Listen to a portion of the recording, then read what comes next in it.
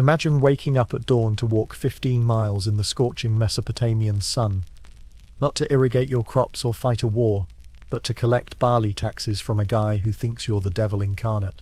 No, you're not a villain. You're just a bureaucrat. In fact, congratulations, you're a tax collector in ancient Sumer. You carry clay tablets instead of weapons. Your enemies are everyone, and your job security, about as stable as a Babylonian ziggurat in an earthquake. Oh, and there's a 70% chance you'll be blamed for a drought. So yeah, boring history. Think again. Let's set the stage. If this is your kind of bedtime story, bureaucratic suffering, ancient paperwork, and spiritual despair, hit subscribe. It helps us sleep at night, just like Mesopotamian tax collectors didn't. This is Uruk, population roughly 50,000, smells like sun-dried fish, fear, and a complete lack of deodorant. And it's here, somewhere between the smell of livestock and existential dread, that humanity invented something almost as powerful as the wheel, paperwork. Welcome to the world's first spreadsheet. But instead of Excel, you've got a damp slab of clay and a stylus that looks like it belongs in an IKEA hex key set. Southern Mesopotamia, around 3100 BCE. An environment that was part arid floodplain, part bureaucratic fever dream. The rivers Tigris and Euphrates do their best impression of a bipolar teenager, flooding unpredictably, receding dramatically, and occasionally swallowing entire villages for fun. Civilization is sprouting like weeds after a flash flood. There are temples, there are kings, and there are people who wake up in the morning just to write things down. Let that sink in. The first thing we did once we had enough people in one place wasn't invent democracy or philosophy, it was to track goats. Now, it wasn't all doom and paperwork. These were some of the most innovative minds of the Bronze Age. They gave us the wheel, irrigation, and centralized taxation. But here's the catch. They didn't have coins yet. No one was walking around with jingling pockets full of drachma. Value was measured in barley. The economy ran on crops, livestock, labor, and promises made under the watchful eye of a very cranky moon god. Not even metaphorically. The first known written documents in human history are just lists. Inventories of grain, sheep, and you guessed it, taxes. So if you've ever wanted to know who to blame for your annual IRS breakdown, it's not just your account, it's a bunch of sunburned Sumerians with a control problem and a knack for ledger balancing. So when the temple said you owed taxes, they meant literal bushels of barley, sometimes paid with the blood, sweat, and actual bodies of your household. If your sheep gave birth, great. 10% now belong to the goddess Inanna. Congratulations, you've just been divinely invoiced. And that brings us to the real heroes, or depending on your perspective, villains of our story, the proto-bureaucrats. These weren't politicians, they were glorified bean counters. Except instead of beans, it was grain. Instead of computers, clay. And instead of praise, they got muttered curses and the occasional thrown sandal. And the worst part, this wasn't just about bean counting, it was spiritual. The gods, particularly Enlil, head honcho of heaven, were believed to have invented the idea of kingship, yes, but also taxation. Administration was sacred, meaning when your manager at the temple archive yelled at you for smudging a barley count, it wasn't just poor workplace etiquette, it was borderline blasphemy. Picture this. A man trudging through the narrow streets of Uruk, holding a damp clay tablet like it's a sacred artifact. Because, in many ways, it is. This tablet proves that Temple Farman 147b paid his 5 jars of sesame oil, or didn't. And if he did, that could spiral into a holy war of passive-aggressive note scribbling. But don't get it twisted, this wasn't a meritocracy of mathletes. Bureaucratic positions were inherited, bought and traded. Nepotism flowed more freely than the Euphrates in flood season. If your dad was a scribe, congratulations, you were too. If your dad wasn't, then good luck trying to climb the administrative ladder. It was made of mud bricks and held together with generational trauma. And the system? Oh, it worked. Terrifyingly well. By 2500 BCE, there were massive state-run grain distribution networks. A single temple complex could manage hundreds of workers, each tracked, weighed, and measured like livestock at an accountant's barbecue. It was all extremely orderly, and also deeply, profoundly exhausting. No pressure. If you tried to skip your tax payment, if you thought, hey, maybe no one will notice this missing sheep. Wrong. Someone would notice, and they would show up at your house with a tablet, a witness, and the Mesopotamian version of, "We need to talk." Now, let's talk consequences. So the next time you complain about spreadsheets or expense reports, remember this is ancient. This is divine. This is the legacy of 5,000 years of tax-induced anxiety. Despite all this record-keeping, all the tracking, all the bureaucratic fanfare, most people still lived right on the edge of survival. The system wasn't built to help the farmers. It was built to serve the gods, the temples, and the kings who occasionally claimed divine authority while wearing 60 pounds of jewelry in a 110-degree desert. But here's the kicker. And it all started with a clay tablet, a stylus, and a guy who thought, maybe we should write this down. Who invented income tax? You're about to hate them. Before there was Microsoft Excel, there was mud. Let's make one thing clear. Scribes were not poets or scholars, at least not at first. They were the accountants, data entry clerks, and IRS agents of their day, except with worse ergonomics and a much higher chance of dying from heat stroke. And yet, becoming a scribe was one of the few ways a non-noble child could climb the social ladder, or at least cling to it, gasping for breath. More specifically, there was wet clay, a triangular stylus, and a 12-year-old boy named Lugal Namtar, who spent his mornings bent over a crude desk in the corner of a temple school, practicing the same wedge-shaped symbol over and over, until his hands cramped, and his soul quietly exited his body. He wasn't learning how to hunt, farm, or fight. No, he was training for the most elite and joyless profession in Mesopotamia, scribe. Now, if you're imagining a dusty old man hunched over a table muttering about revenue streams, let me stop you right there. The average scribe started training young, like still has baby teeth. Young, because mastering cuneiform was less a skill and more a rite of passage that involved pain, humiliation, and the unspoken belief that if your tablet cracked, so did your future. And the teachers? They were strict. These were priests, after all. Men who believed divine truth could be etched into clay.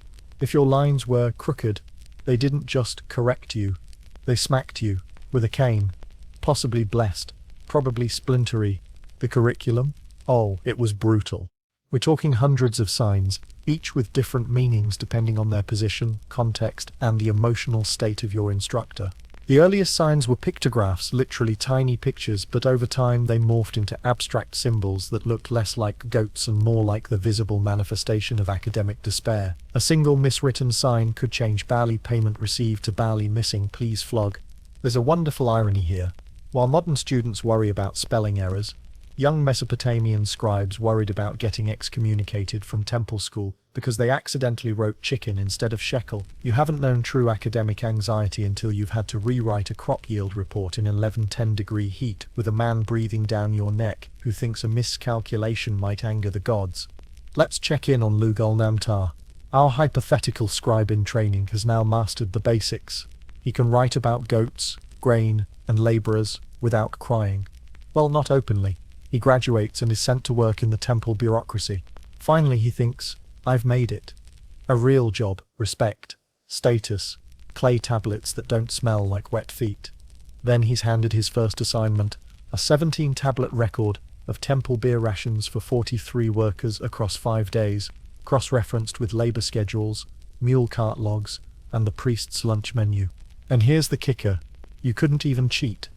Every tablet you wrote had to be backed by witnesses, confirmed by seals, and stored in the labyrinthine vaults of temple basements that doubled as rat sanctuaries and humidity training chambers. Even a minor record could require multiple tablets, carbon copy style, except the copies were heavier and could shatter if dropped, which happened a lot. You see, being a scribe wasn't glamorous. Sure, you had power.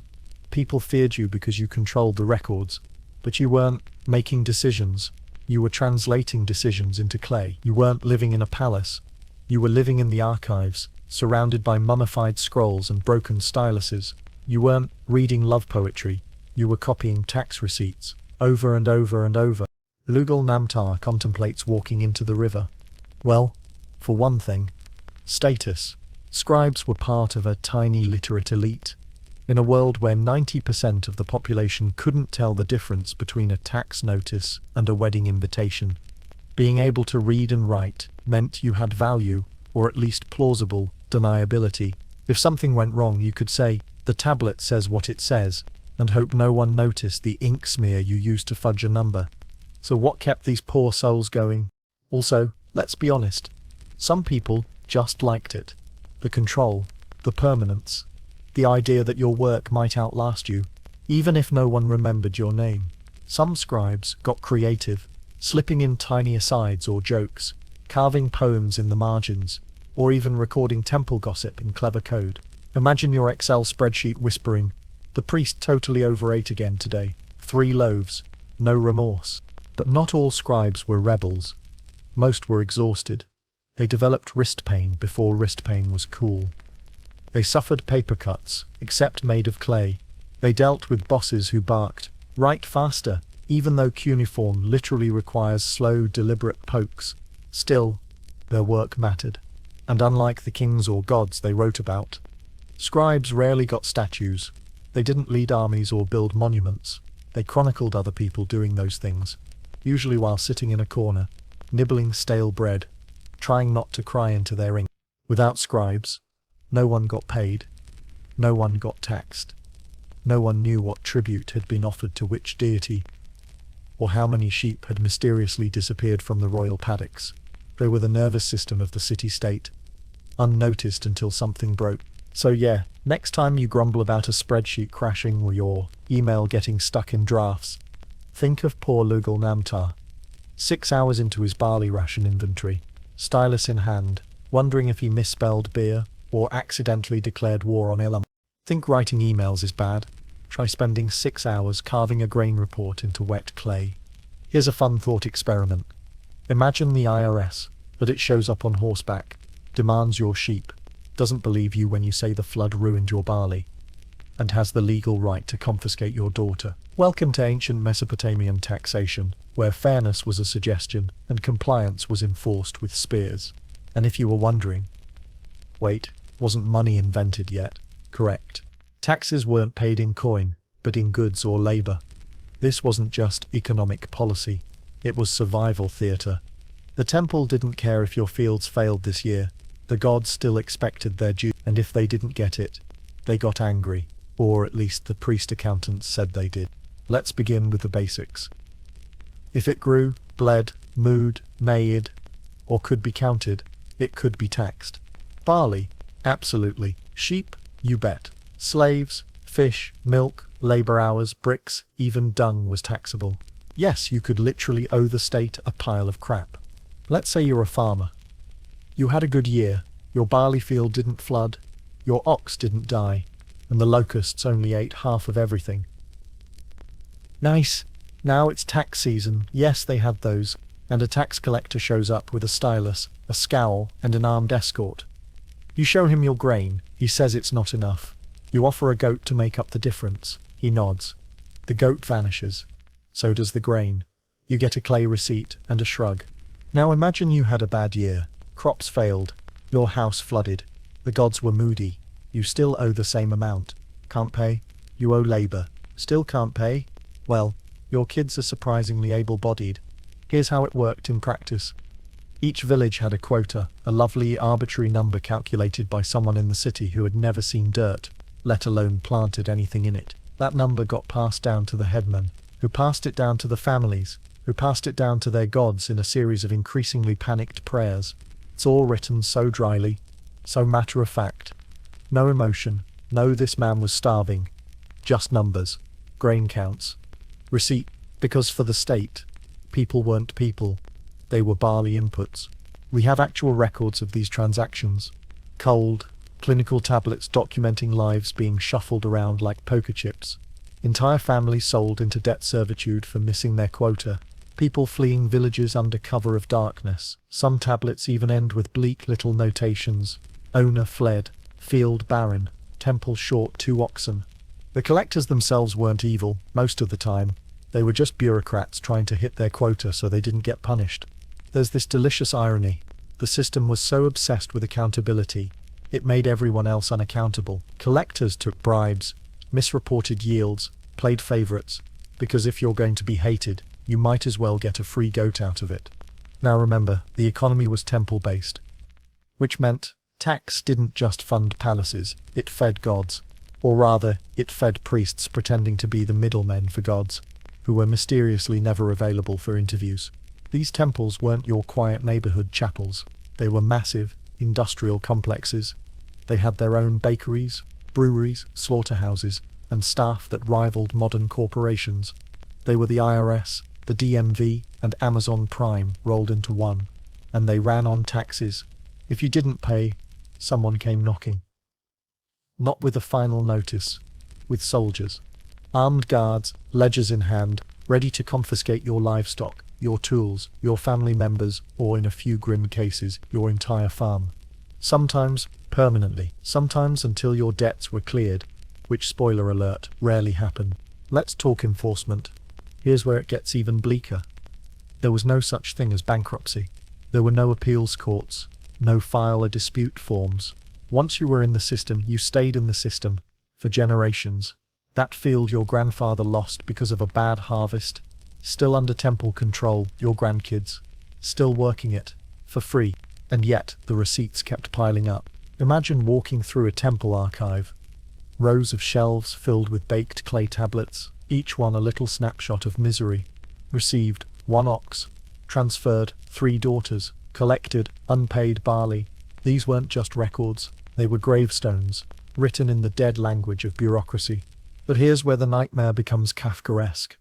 Let's say the tax collector dies, or the tablet gets lost, or the priest who authorized the payment gets replaced by one who hates your face.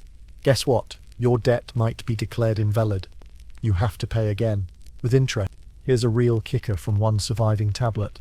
A man tried to contest a tax penalty, only to be accused of dishonoring the gods with his insolence.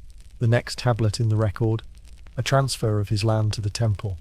A coincidence, surely.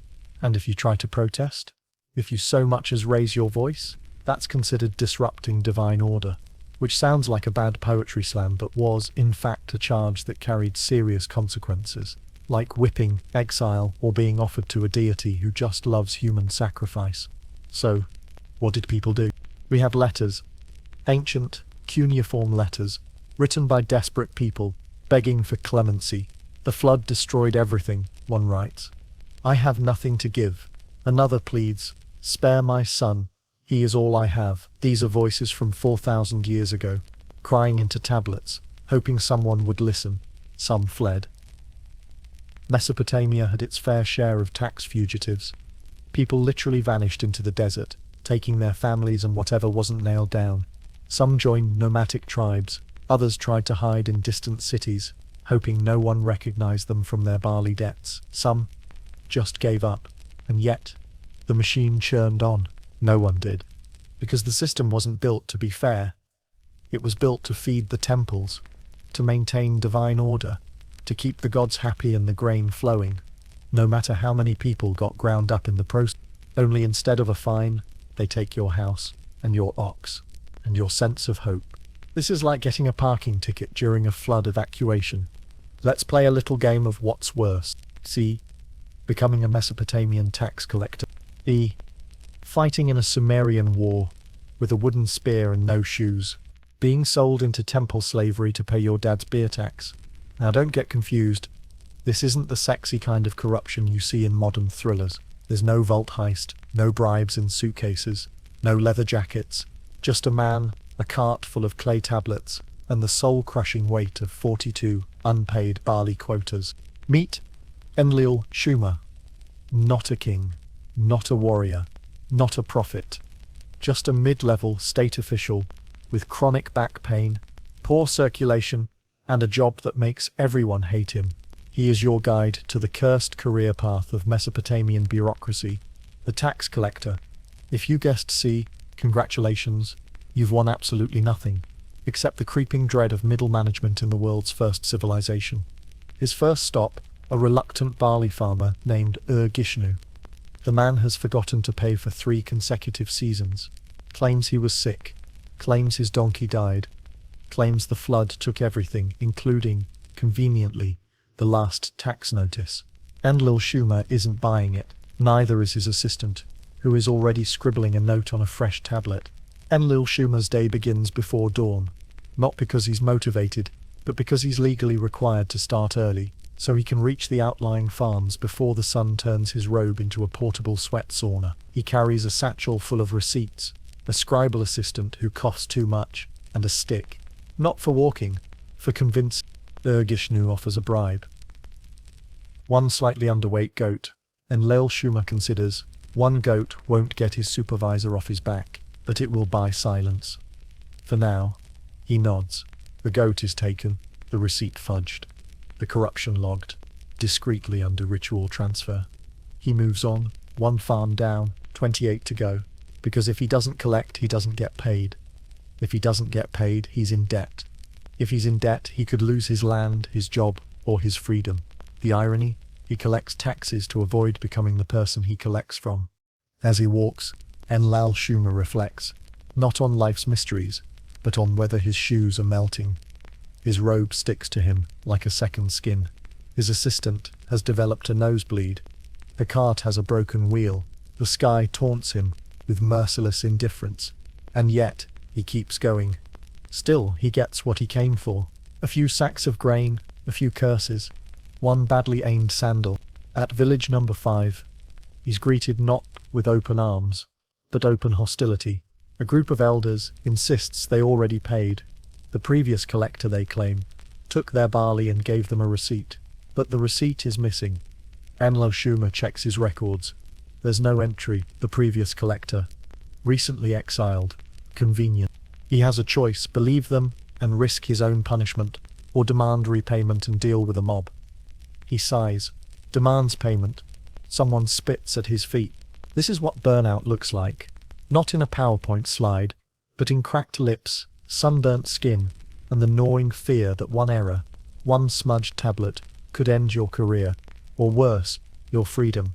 Because remember, scribes can be audited, collectors can be punished. If you lose a record, or misreport a count, you could be fined, flogged, or reassigned to something worse, like the canal dredging crew.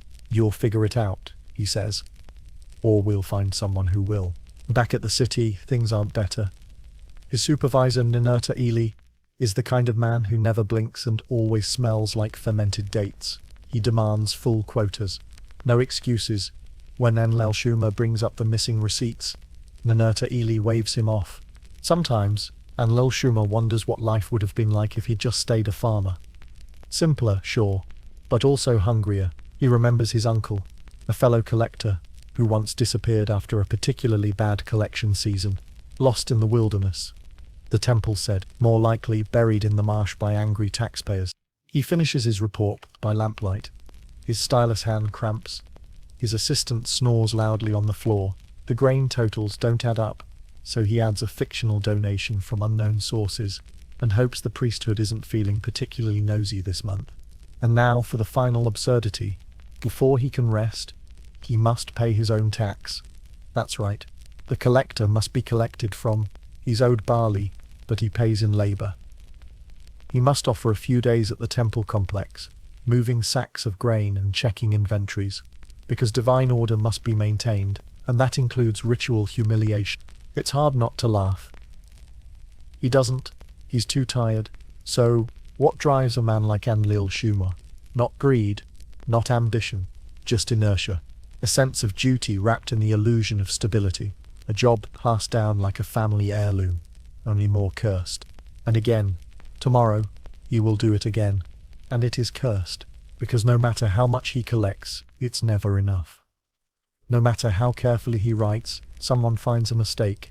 No matter how loyal he is, the temple always suspects disloyalty. He is a man caught in the gears of a divine machine, greasing it with sweat and barley, hoping it doesn't grind him next. Until he dies, retires, or vanishes mysteriously like his uncle.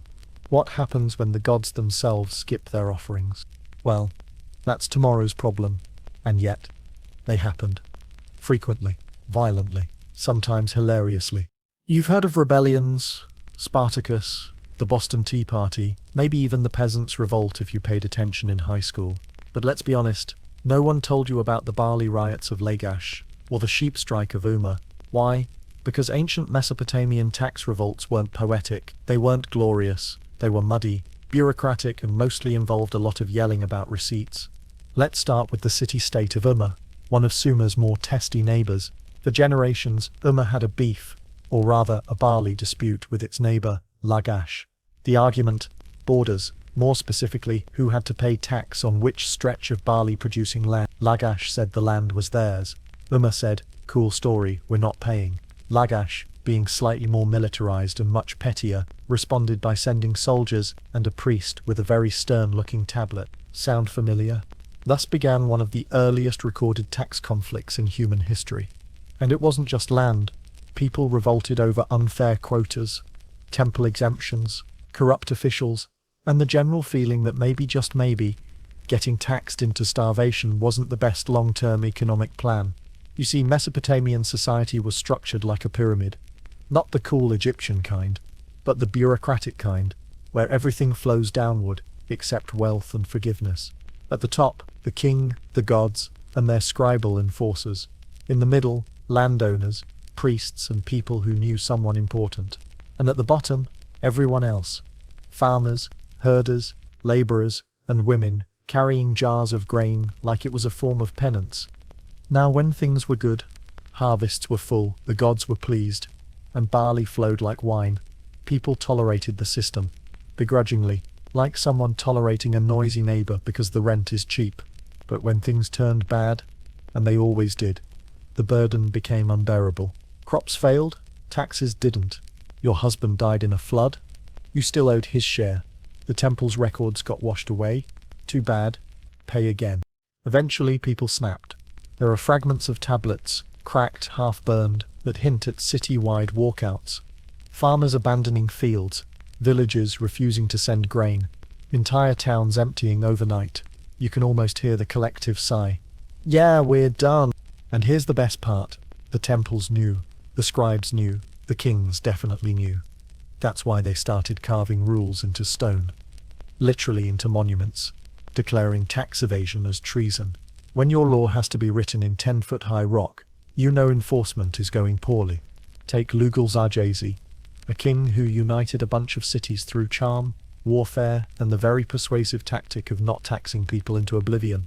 His brief reign was described by one scribe as less cruel than expected, which, in Mesopotamian terms, is practically a 5-star Yelp review. Turns out, being nice to taxpayers wasn't a great long-term strategy when your neighbors were still running theocratic mafia operations. Then there's Urukagina of Lagash.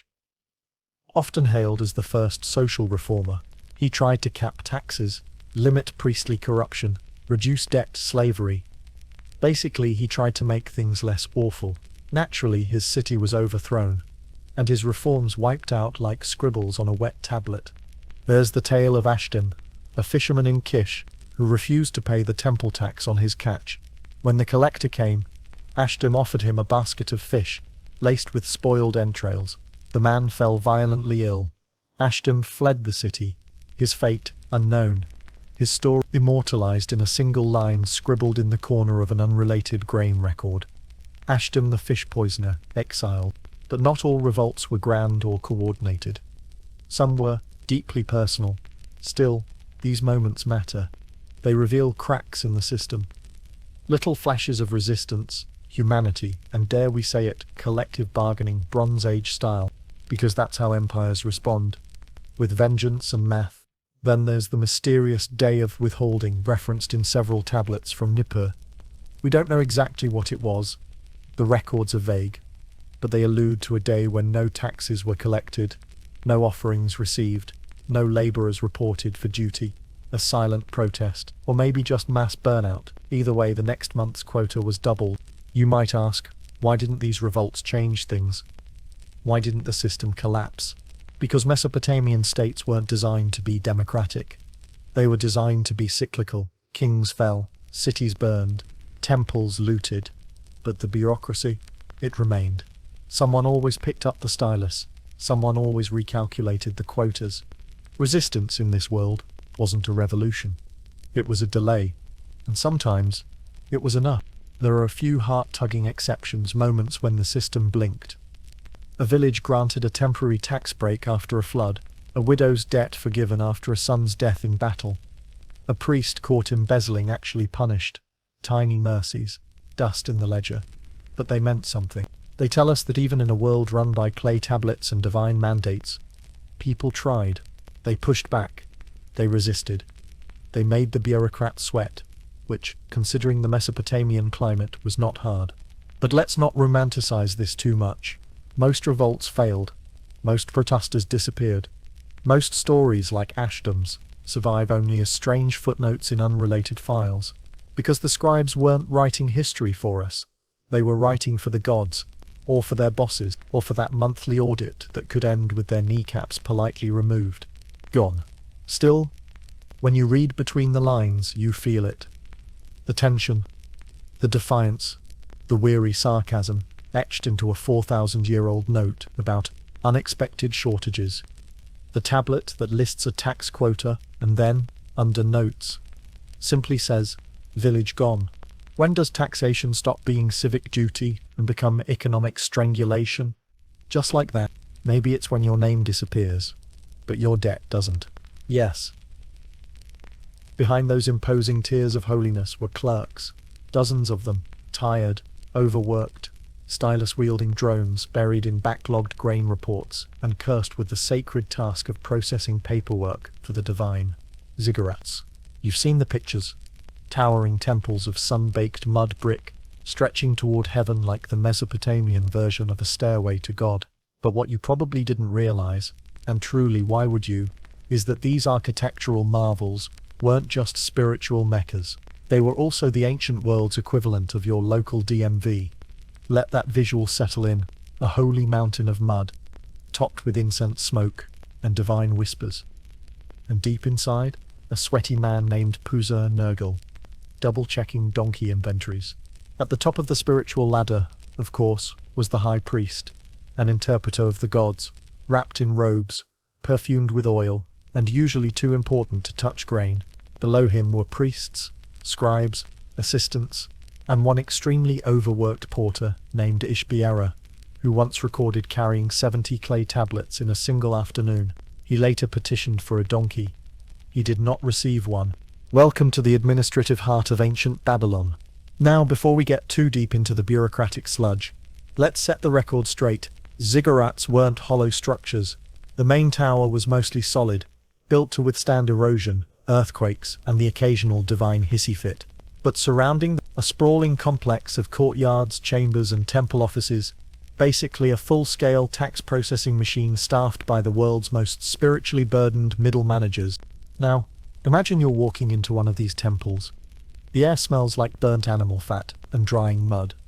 Somewhere in the distance, a goat screams, probably because it's about to become a tax payment. You pass rows of low benches stacked with clay tablets, each labeled with tags like barley Southfield, fish disputed, and missing sheep, possibly stolen. There are no filing cabinets, just dust, chaos, and the lingering sound of someone sighing through their nose.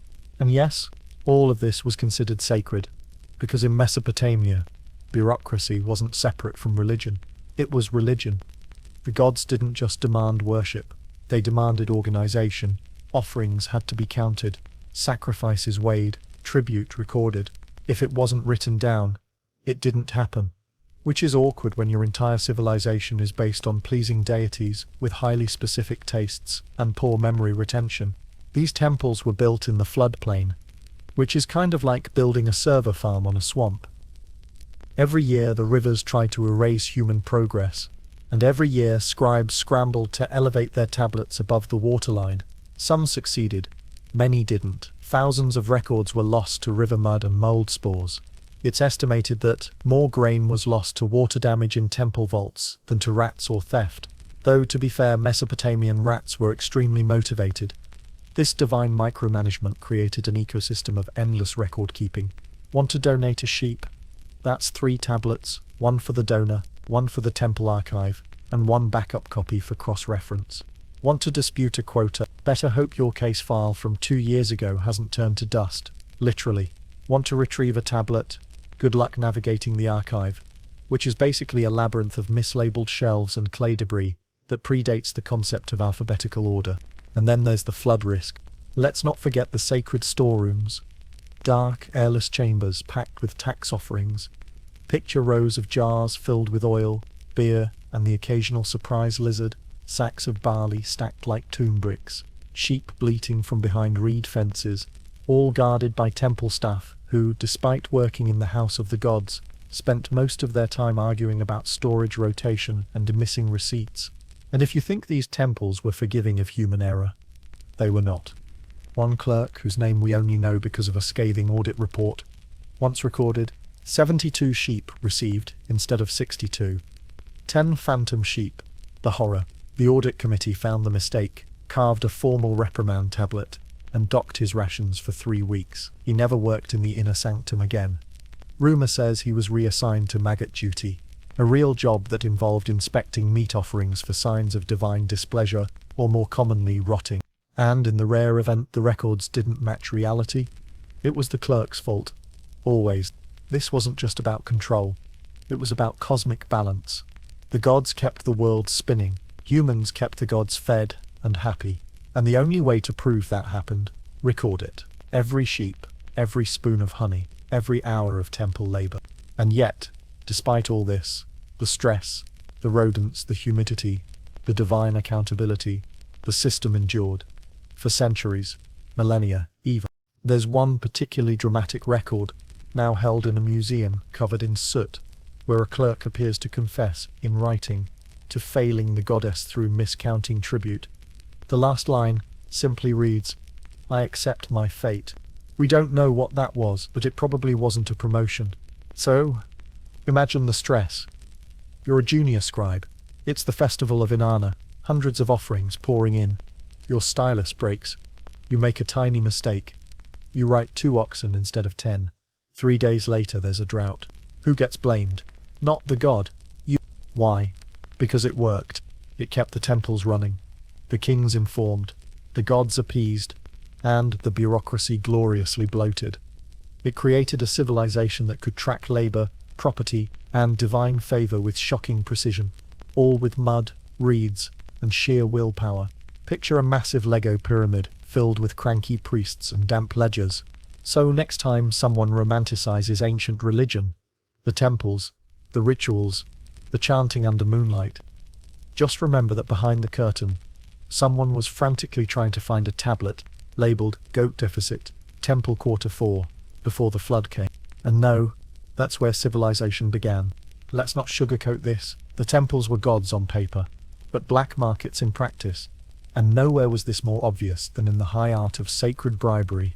Today, we wrap it in euphemisms, mismanagement of funds, undisclosed conflict of interest, or the timeless classic, clerical error. But in Mesopotamia, they didn't pretend. If you wanted to keep your sheep, avoid a temple audit, or have your name conveniently omitted from a tax list, you simply gave a priest a little something extra, a piglet, a jug of oil, maybe a slave, and voila, divine accounting adjusted.